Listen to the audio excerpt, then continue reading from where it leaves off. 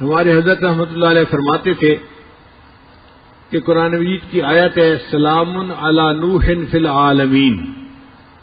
جو بندہ رات کے وقت اس آیت کو پڑھ لے تو اللہ تعالیٰ اس کو موذی چیزوں سے محفوظ فرما لیتے ہیں. حضرت فرماتے ہیں کہ ہم چھوٹے بچے تھے، رات کو جب گھر سے نکلنا ہوتا تھا تو مائیں اپنے بچوں کو بتاتی تھیں کہ بچوں پہلے یہ آیت پڑھو پھر باہر نکلو تو سانپ بچھو اور موذی چیزیں تمہیں نقصان نہیں پہنچائیں گی. تو حضرت فرماتے تھے ہم ان کو پڑھا کرتے تھے اور ہمیں چیزوں کا نقصان نہیں ہوتا تھا. اس آیت کے عجیب اثرات ہم نے اپنی زندگی میں دیکھے ہیں. اگر آدمی کسی بھی موذی چیز سے بچنا چاہے اس آیت کو پڑھ لے اللہ تعالیٰ حفاظت فرما دیتے ہیں.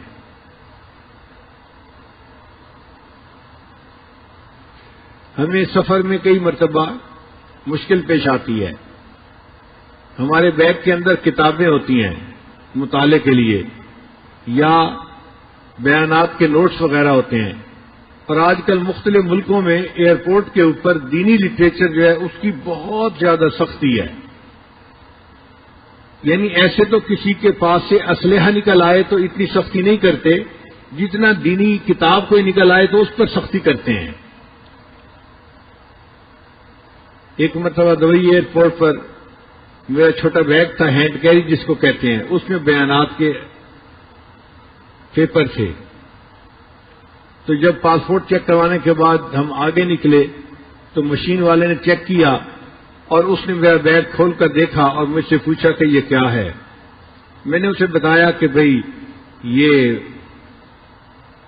میرے نوٹس ہیں، میں نے کتاب پڑھی اور جو مجھے پسند آئی بات وہ میں نے اس کے اوپر لکھ لی ہے. خیر وہ بندہ خاموش ہو گیا، اس نے بیگ بند کر دیا. جب آگے نکلے تو آگے ایک اور بھی چیک پوسٹ تھی. انہوں نے دوبارہ پھر بیگ کو چیک کیا. میں بڑا حیران، بھئی ایک دفعہ چیک کر لیا ہے تو کافی ہے. دوسری دفعہ پھر چیک کیا. اب جب انہوں نے چیک کیا اور بیگ کھولا تو اس کے اندر کاغذات کو دیکھتے ہی پولیس والا فون کرنے بیٹھ گیا. اب میں حیران سوچ رہا ہوں کہ یا اللہ یہ اپنے کسی افسر کو بلاتا ہے یا کس کو بلاتا ہے اور اس کو کیا چیز نظر آ گئی جو اتنی اہم ہے کہ کسی کو بلانے کی ضرورت پڑ گئی. تھوڑی دیر کے بعد ایک خاتون آ گئی اور اس نے آ کے میرے بیگ کو دیکھنا شروع کر دیا. اب وہ ایک ایک کاغذ کو پڑھ رہی تھی. اللہ کی شان کہ اس میں بخاری شریف کی جو اختتامی حدیث ہے اس کے نوٹس تھے. اس نے دیکھتے ہی مجھ سے پوچھا یہ بخاری شریف کی آخری حدیث کے نوٹس ہیں؟ میں نے کہا ہاں. اچھا تم تقریریں کرتے ہو؟ میں نے کہا جی. پھر اس نے کہا اس کا مطلب یہ ہے کہ تم عالم ہو، یہاں بھی تقریریں کرو گے؟ میں نے کہا نہیں، ابھی تو میں یہاں پر 2 دن رکنے کے لیے آیا ہوں، پھر میں آگے جاؤں گا. وہ کہنے لگی کہ میں عالمہ ہوں اور مجھے انہوں نے صرف اسی لیے رکھا ہوا ہے کہ میں لوگوں کے پاس جو دینی لٹریچر ہے اس کو دیکھوں اور ان کو یہاں پہ روکوں. پھر اس نے میرے سارے نوٹس دیکھے، ان کے عنوان پڑھے تو وہ مجھے کہنے لگے کہ آپ کسی خاص فقہ کے اوپر تقریریں کرتے ہیں؟ میں نے کہا نہیں، میں مسائل کے بارے میں تقاریر نہیں کرتا، میں اصلاحی تقاریر کرتا ہوں. تو اللہ نے اس کے دل میں نرمی ڈال دی. وہ مجھے کہنے لگی کہ آپ اپنے بیگ کے اندر کاغذات نہ لے کے چلا کریں، آپ کو کسی دن ایئرپورٹ پہ روک لیا جائے گا اور آپ کو جو ہے مشکل میں پڑ جائیں گے آپ. اب ہمیں فکر لاحق ہوئی کہ یا اللہ یہ تو روز کا معاملہ ہے، کریں تو کیا کریں. پھر وہ مجھے کہنے لگی تھی کہ آپ یہ نوٹس کیوں ہر وقت ساتھ رکھتے ہیں؟ کتابیں آپ نے کیوں رکھی ہوئی ہیں؟ یہ 2-3 کتابیں تھیں. میں نے کہا میں ان کا مطالعہ کرتا ہوں ہر وقت بیٹھ کے. پھر وہ حیران ہو کے پوچھنے لگی کہ آپ کتابیں پڑھتے رہتے ہیں؟ تو میں نے اسے کہا کہ اس عمر میں میں اب کتابیں نہیں پڑھوں گا تو کیا ویڈیو گیم کھیلوں گا بیٹھ کے. تو اس بات پہ وہ ہنس پڑی، کہنے لگی اچھا ٹھیک ہے آپ جائیں. تو میری جان چھوٹ گئی. پھر اس کے بعد ہمیں پریشانی ہوئی کہ یا اللہ اب ان نوٹس کا کیا کریں، ہمیں ضرورت بھی پڑتی ہے، مختلف جگہوں پہ جانا ہوتا ہے، کبھی یہ بیان کرو کبھی وہ بیان کرو، تو نوٹس کا ہونا بھی ضروری اور ہیں بھی پابندیاں. تو ذہن میں خیال آیا کہ ہم قرآن مجید کی اس آیت کو کیوں نہ پڑھ لیا کریں.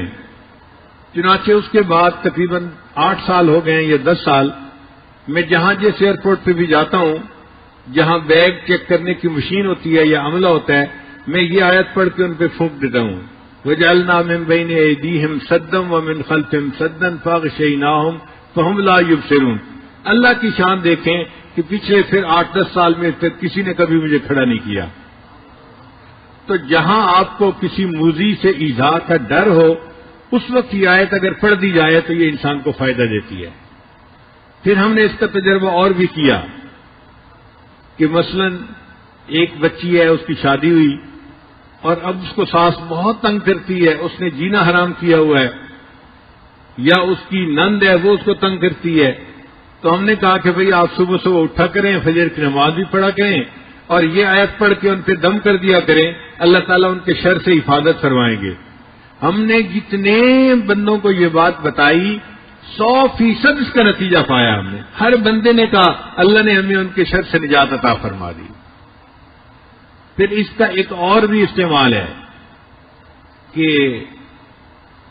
بعض بچیاں گھر سے نکلتی ہیں تو اوباش لڑکے ان کو تنگ کرتے ہیں، کالجوں یونیورسٹیوں میں جو لڑکیاں جاتی ہیں، تو اگر وہ اس آیت کو پڑھ کے پھونک دیا کرے تو راستے میں کوئی ان کو تنگ نہیں کرے گا، کسی سے ان کو ایذا نہیں ملے گی، اللہ ان کی حفاظت فرمائیں گے۔